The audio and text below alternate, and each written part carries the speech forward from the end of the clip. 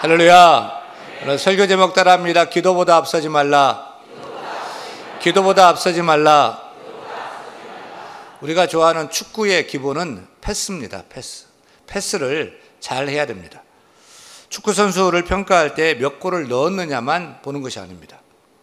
한 경기에 패스를 몇 번이나 했느냐, 그 퍼센테이지도 중요하게 따집니다. 그런데 패스를 할 때도 파울이 있어요. 칼 같은 패스를 했는데도 심판이 파울, 반칙을 선언할 때가 있습니다. 어떤 경우죠? 오프사이드 반칙을 했을 때입니다. 오프사이드 반칙이 무엇입니까? 공이 있는 쪽이 온사이드고요, 공이 없는 쪽이 오프사이드예요.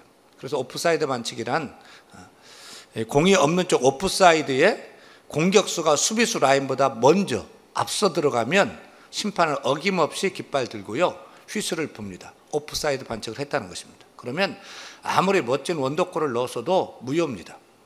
무슨 짓을 했어도 다 없던 일이 되는 것입니다. 그런데 동네 축구에서는 오프사이드가 있어요, 없어요? 그런 거 없습니다. 왜요? 심판이 없어요. 내가 선수고 내가 심판입니다. 그냥 막 차면 됩니다. 골만 넣으면 장땡입니다. 하지만 빤듯한 조기 축구만 가도 심판이 있습니다. 오프사이드 엄격하게 봅니다. 조기 축구만 가도 멋진 골 넣었어도 오프사이드면 다 무효가 됩니다. 그런데 믿음의 세계에서도, 신앙의 세계에서도 영적 오프사이드 반칙이 있다는 것을 아십니까? 우리 믿는 우리에게도 영적 오프사이드 반칙이 있습니다. 우리도 영적 오프사이드를 범하면 끝입니다. 우리가 기도하지 않고 하나님보다 앞서 나가면 우리가 아무리 멋진 일, 큰 일, 대단한 일 해도 그것은 무효입니다. 우리가 내 인생이니까 내 마음대로, 내 뜻대로, 내 멋대로 하면 심판 대신 하나님은 깃발 들고요, 휘슬 불고요, 오프사이드 반칙했다, 끝이다, 무효시켜버립니다. 그래서 우리는 기도해야 됩니다. 그래서 우리는 하나님께 물어야 됩니다. 성도가 기도한다는 것은 하나님보다 뒤서겠다는 결심인 줄로 믿습니다. 성도가 기도하는 것은 하나님께서 우리의 앞길을 인도해 달라는 결심인 줄로 믿습니다. 하나님의 뜻을 따르고 하나님 뒤를 따르겠다는 것이죠. 성경에서 하나님이 내 마음에 합한 사람이다 라고 평가한 사람이 딱 한 사람이에요. 누구죠? 다윗입니다. 다윗이 어찌 그리 하나님 마음에 꼭 합한 사람, 하나님을 닮은 사람이라는 평가를 받았을까요? 3m 가까이 되는 거인장수 골리앗을 쓸어 넘어뜨렸기 때문일까요? 참 지지멸멸했던 이스라엘을 위대한 왕국으로 세웠기 때문일까요? 영어 NIV 성경은 하나님의 마음에 합한 사람을 영어로 이렇게 적었더라고요. A man after my own heart. 고지고대로 직역하면 하나님의 마음 after, 뒤에 있는 사람이 다윗이라는 거죠. 다윗은요, 하나님보다 앞서지 않았어요. 하나님을 앞에 모시고 하나님을 따르는 삶을 살았던 거예요. 그는 사람들 앞에서는 늘 이끄는 리더였지만 하나님 앞에서는 리더가 아니라 팔로워, 따르는 자, 섬기는 자였습니다. 그런 다윗이 하나님 마음에 합하여서 하나님은 다윗에게 내 뜻을 다 이루게 하리라면서 하나님의 전적으로 밀어주기로 작정하신 것입니다. 사랑하는 여러분, 우리도 하나님 마음에 꼭 합한 자가 되어야 할 줄로 믿습니다. 다 하나님 마음에 꼭 합한 자가 되기를 축원합니다. 우리가 하나님 마음에 합한 자가 되기 위해서는 영적 오프사이드를 조심해야 됩니다. 내가 뭐가 되는 줄 알고 하나님보다 앞서면 안 됩니다. 우리는 하나님을 따르는 자가 되어야 됩니다. 하나님이 앞서가면, 하나님보다 앞서가면 심판 대신 하나님이 깃발 들고 휘슬 불고 아무리 멋진 일, 대단한 일 했어도 다 무효시킵니다. 영적 오프사이드 반칙을 범했다는 것이죠. 따라서 우리는 언제나 하나님을 앞서지 않고 하나님을 따르는 자가 되어서 우리도 다윗처럼 하나님 마음에 꼭 합한 자가 다 되기를 간절히 축원합니다. 축원합니다. 뭘 보고요? 무엇을 보고 하나님은 다윗이 하나님보다 앞서지 않고 하나님을 따르는 자로서 하나님 마음에 꼭 합하다고 인정하시고 축복하셨을까요? 오늘 다윗을 보면서 그 답을 찾기를 원합니다. 그 단적인 하나의 예를 오늘 말씀에서 확인할 수 있어요. 우리 본문 사무엘하 2장 1절 말씀 같이 읽겠습니다. 그 후에 다윗이 여호와께 여쭈어 아뢰되 내가 유다 한 성읍으로 올라가리이까? 여호와께서 이르시되 올라가라. 다윗이 아뢰되 어디로 가리이까? 이르시되 헤브론으로 갈지니라. 주목할 것은 다윗은 어떤 일을 하기 전에, 어떤 일을 결정하기 전에 하나님께 먼저 물어봤어요. 하나님께 어떻게 해야 될지 먼저 묻고 어디로 가야 할지 먼저 묻고 하나님 주신 답을 따라서 나아갔던 것입니다. 다윗이 여호와께 여쭈어 이르되, 밑줄 그어보세요. 유다 한 성읍으로 올라가리이까? 밑줄 그어보세요. 어디로 가리이까? 밑줄 그어보세요. 계속 묻고 있죠. 오늘 본문의 사건 상황은 이스라엘 초대왕 사울왕이 죽었어요. 사무엘하 1장에서 죽고 사울왕의 장례식 끝났어요. 그 후에 2장, 우리 오늘 본문 2장 1절이 그 후에죠. 장례식 끝난 그 후에입니다. 왕이 죽었어요. 그럼 누가 왕이 돼요? 다윗이 왕이 돼야죠. 다윗도 사무엘이 기름 부어 왕으로 세운 자예요. 13년 전에. 근데 계속 사울왕이 죽이려고 쫓아다녔던 거예요. 정말 너무너무 힘들었죠. 근데 그 원수, 그 장애물 사울왕이 죽었어요. 민심도 다 다윗 다 다윗을 원해요. 그러면 다윗은 그냥 왕 되면 돼요. 그냥 올라가서 깃발 들면 다 왕으로 세워줄 수가 있어요. 그런데 사무엘서의 기자는 다윗의 어떤 한 행동에 주목합니다. 다윗이 여호와께 여쭈어 아뢰되, 내가 유다 한 성읍으로 올라가리이까? 제가 볼 때는 안 물어봐도 될 것 같아요. 기도하지 않아도 될 것 같아요. 그냥 하면 되는 것 같아요. 근데도 다윗은 그 전에 먼저 하나님께 여쭈어요. 기도했어요.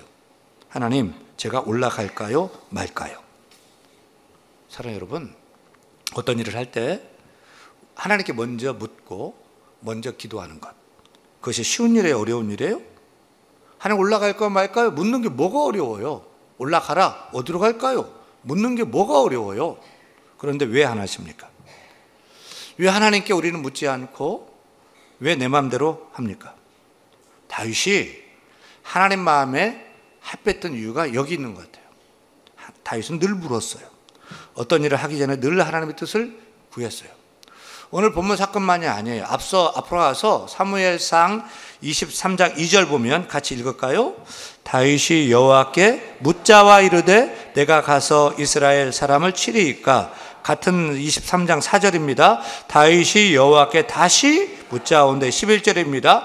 그일라 사람들이 나를 그의 손에 넘기겠나이까? 다시 묻죠. 또 주의 종이 들은 대로 사울이 내게로 내려오겠나이까? 또 묻지요. 이스라엘 하나님 여호와여 원하건대 주의 종에게 일러 주옵소서. 사무엘상 23장 1절부터 12절 보면은 5번이나 하나님께 묻고 기도하고 있어요. 사무엘상 30장 8절에서도 다윗이 여호와께 묻자와 이르되, 사무엘하 2장 1절에서도 다윗이 여호와께 여쭈어 이르되, 사무엘하 5장 19절 다윗이 여호와께 여쭈어 이르되, 사무엘하 5장 23절 다윗이 여호와께 여쭈어 이르시되, 다윗의 일생에 다윗과 함께한 말이 있어요. 무슨 말일까요? 따라합니다. 다윗이 여호와께 여쭈어 이르되. 다윗의 인생 가운데 다윗과 함께한 말이 있어요. 무엇입니까? 따라합니다. 다윗이 여호와께 묻자와 이르되. 다윗은요, 큰 일이든 작은 일이든 어떤 결정을 할 때마다 하나님께 먼저 물어봤어요. 먼저 하나님께 기도했어요. 그 일에 하나님 뜻이 어디 있는지를 묻고 하나님 답을 얻고 말씀을 듣고 그 말씀을 이루고자 나아갔어요. 이렇게 먼저 묻고 먼저 여쭙고 먼저 기도하는 그 태도가 하나님 마음에 합했던 것 같습니다. 우리도 어떤 일을 결정할 때 먼저 하나님께 물어야 할 것입니다. 먼저 기도함으로 하나님 뜻을 묻고 하나님 뜻을 따라 그 일을 행해야 할 줄로 믿습니다. 하늘의 뜻이 이 땅에 이루어질 수 있도록 하늘의 뜻을 찾고 이 땅에서 이루도록 우리가 순종하며 노력하며 나가야 할 줄로 믿습니다. 큰 일이든 작은 일이든 모든 일에 기도와 간구로 먼저 하나님께 아뢰어야 할 줄로 믿습니다. 가정에서도 또 자녀를 위해서도 남편과 아내를 위해서도 기도하십시오. 비즈니스를 위해서, 관계를 위해서, 진로를 위해서, 교회를 위해서 기도하십시오. 나라 민족을 위해서, 대통령을 위해서, 남북 통일을 위해서 기도하십시오. 하나님의 뜻을 먼저 구하고 하나님 그 뜻이 이 땅에서 이루어지도록 행동하는 하나님 마음에 합한 사람 여러분 되기를 축원합니다. 하나님 마음에 합한 사람은 어떤 사람일까요? 하나님보다 앞서지 않는 사람이에요. 기도보다 앞서지 않는 사람이에요. 하나님께 먼저 길을 묻고 하나님께 먼저 답을 구하고 하나님의 그 대답을 듣고 그것을 이루고자 행동하는 사람이 하나님의 마음에 합한 사람인 줄로 믿습니다. 사랑하는 여러분, 예수님이 길인데 왜 길이 없다고 하십니까? 왜 길이 없다면서 방황하십니까? 길 대신 예수님께 물으시기 바랍니다. 하나님이 답인데 왜 답이 없다 하십니까? 따라합니다. 하나님께 여쭈어 이르되, 하나님께 묻자와 이르되, 하나님께 답을 물어보세요. 길을 하나님께 구해보세요. 좋으신 하나님께서 좋은 길로 선한 답으로 가르쳐 주실 줄 믿습니다. 어린아이들의 특징은 이것저것 아무거나 계속 물어봐요. 아주 귀찮을 정도로 부모님께 계속 물어봐요. 그렇게 물어봄을 통해서 세상을 알아가는 것입니다. 그런데 이 아이가 사춘기가 되잖아요. 자라가지고 점점 묻는 게 줄어듭니다. 부모님과 대화하는 것을 싫어합니다. 아예 방문 닫고 들어가서 안 나옵니다. 신경 쓰지 말래요. 귀찮게 하지 말래. 내가 알아서 하겠다는 거예요. 그러면서 지 멋대로 지 마음대로 막 합니다. 그러면 정말 뚜껑 열립니다. 우리 신앙생활에서도 영적 사춘기가 있을 수 있어요. 영적 사춘기인지 아닌지 어떻게 알 수 있을까요? 간단해요. 하나님께 먼저 묻고 먼저 기도하는지를 보면 압니다. 내 인생 내 마음대로 하는지 매사에 먼저 묻고 먼저 기도하는지를 보면 압니다. 기도 시간이 줄어드는지 기도 시간이 늘어나는지를 보면 압니다. 하나님께 묻기를 귀찮게 여기고 하나님 말씀 듣기를 귀찮게 여기고 교회에서 목사님이 또 교구전사님이 전화해도 피하고 싫어하는 마음이 있으면 나는 영적 사춘기입니다. 사랑하는 여러분, 세월이 가고 나이가 들어도 하나님 앞에서 어린아이가 되기를 축원합니다. 세례를 받고 교회를 알아가고 집사가 되고 권사가 되고 장로가 되고 목사가 되고 그렇게 직분은 높아질지라도 하나님 앞에서는 어린아이가 되어야 할 줄로 믿습니다. 나는 한없이 연약하고 부족하고 어리석은 존재임을 기억하고 어린아이 같은 순전한 마음, 어린아이 같은 순진한 마음, 그 낮은 마음으로 모든 일을 먼저 묻고 먼저 구하고 먼저 기도하고 먼저 하나님 뜻을 찾아서 하나님이 원하시는 대로 이루어가는 삶을 살아야 할 줄로 믿습니다. 그런 사람이 하나님 마음에 합한 사람입니다. 왜 사울왕은 버림받았을까요? 왜 죽었을까요? 왜 망했을까요? 반대로 다윗은 시작은 미약한데 점점 잘 되고 왜 자꾸만 흥해져 갔을까요? 성경은 사울왕이 하나님 앞에서 버림받고 퇴출된 이유를 이렇게 밝히고 있습니다. 역대상 10장 13절 14절 말씀 같이 읽어요. 사울이 죽은 것은 여호와께 범죄하였기 때문이다. 무슨 범죄를 했는가 봅시다. 그가 여호와의 말씀을 지키지 아니하고 또 신접한 자에게 가르치기를 청하고 그 다음 여호와께 묻지 아니하였으므로 여호와께서 그를 죽이시고 그 나라를 이새의 아들 다윗에게 넘겨주셨더라. 왜 사울왕이 죽고 하나님께 퇴출당했죠? 어떻게 시골 목동 출신 다윗은 자꾸만 잘 되어가고 이스라엘의 왕이 될 수 있었지요? 사울은 하나님께 묻지 않고 오히려 무당에게 구했던 거예요. 무당에게 묻고 기도하면서 오히려 하나님께는 묻고 기도하지 않는 그 죄, 지멋대로 한 죄, 영적 오프사이드, 휘슬 분 거예요. 아웃, 폐기 처분해버렸어요. 반면에 다윗은 작은 일도 큰 일도 하나님께 묻고 물어 통일 이스라엘의 왕이 된 줄로 믿습니다. 사울도 왕으로 기름 부음을 받았어요. 똑같이 다윗도 사무엘에게 왕으로 기름 부음을 받았어요. 그러면 두 사람의 인생은 완전히 다른 인생이 되었어요. 그 차이가 뭐죠?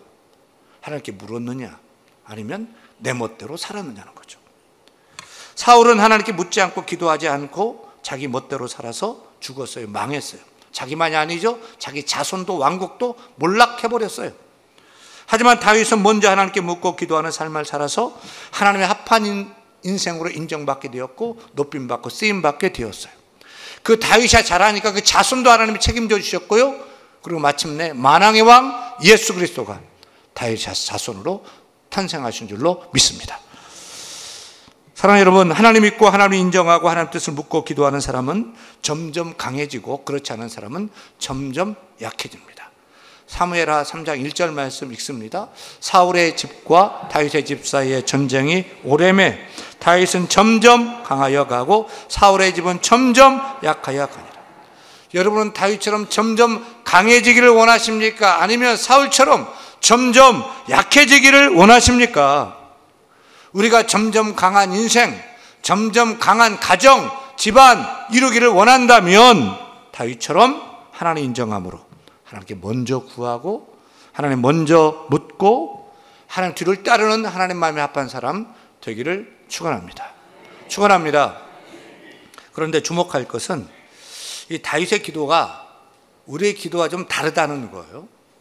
우리는 보통 기도할 때 하나님 무엇을 주시옵소서, 무엇이 되게 하여 주옵소서, 이것을 이루어 주옵소서, 고쳐 주옵소서, 주옵소서, 주옵소서 일방적으로 기도하고 끝내요. 그런 다윗은 어떻게 기도합니까? 묻는 기도를 해요.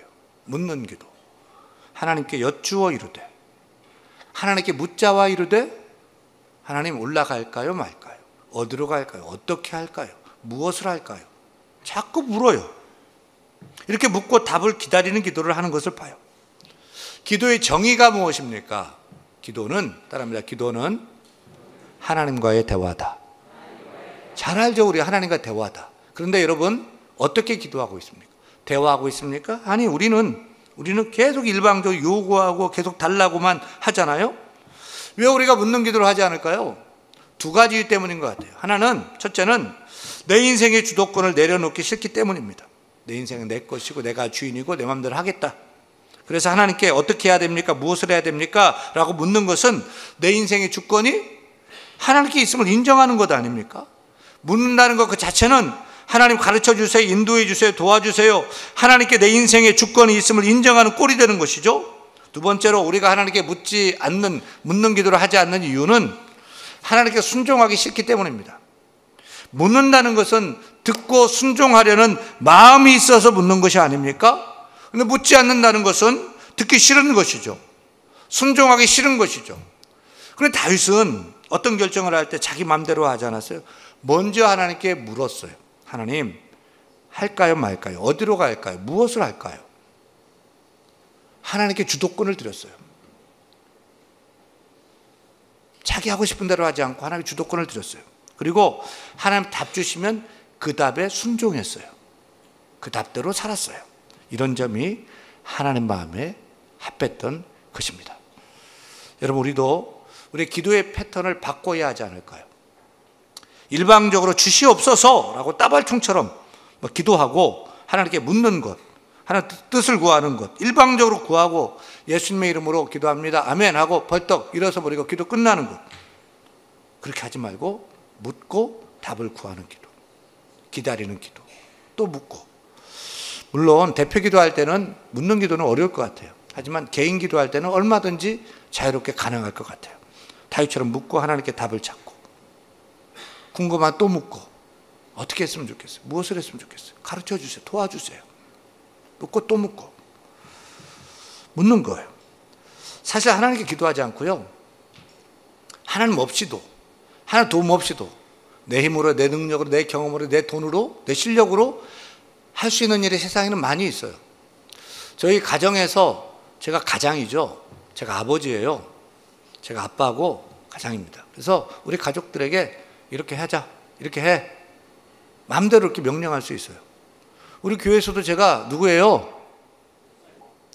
하지만 그렇게 하지 말라는 거예요.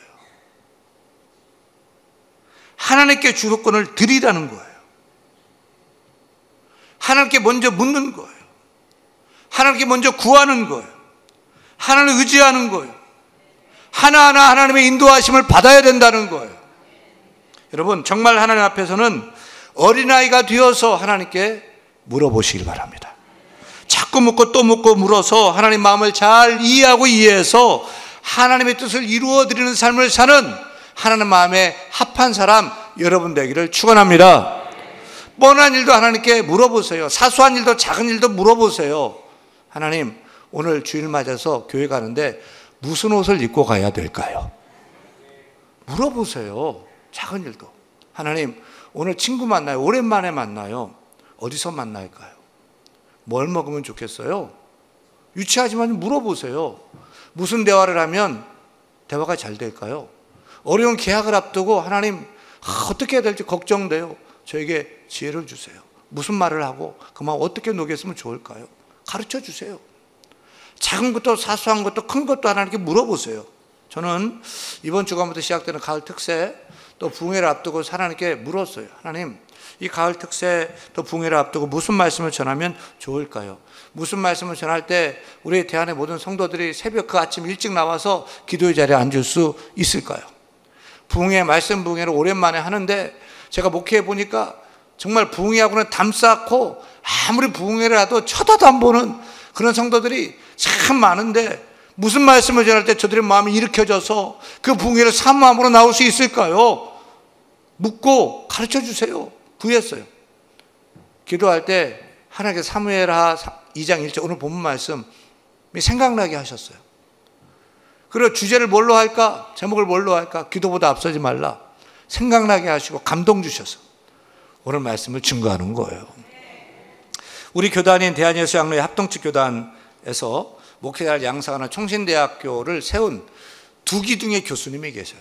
고 박형룡 박사님, 고 박윤선 박사님.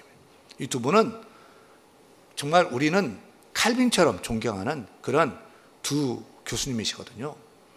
고 박형룡 박사님은 조직신학의 대가고요. 고 박윤선 박사님은 성경신학의 대가입니다. 이 박윤선 박사님은 기도를 많이 하기로 유명한 분이에요. 늘 새벽마다 기도하고 아리였는데 한 번은 고 박윤선 박사님이 총회신학교 학장이었을 때요.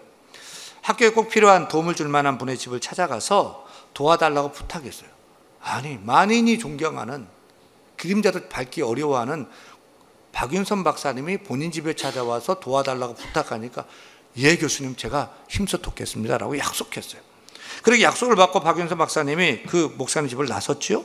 한참 가다가 목사님이 발걸음을 돌이켜서 그 집 대문을 열고 초인종을 누르고 들어가서 목사님 죄송한데 좀 전에 학교 도와주기로 한 그 약속 없던 걸로 했으면 좋겠습니다 라고 취소를 시켜요. 목사님이 당황해서 아니 제가 뭐 실수라도 했나요? 뭐 잘못했나요? 라고 하자 박윤선 박사님이 이렇게 대답하셨대요. 아닙니다 목사님, 선뜻 도와주셔서 하신 것 너무너무 감사합니다. 그런데 생각해 보니까 제가 하나님께 먼저 묻지 않고 먼저 기도하지 않고 제 힘으로 목사님께 구한 것 같습니다. 그래서 없던 걸로 했으면 좋겠습니다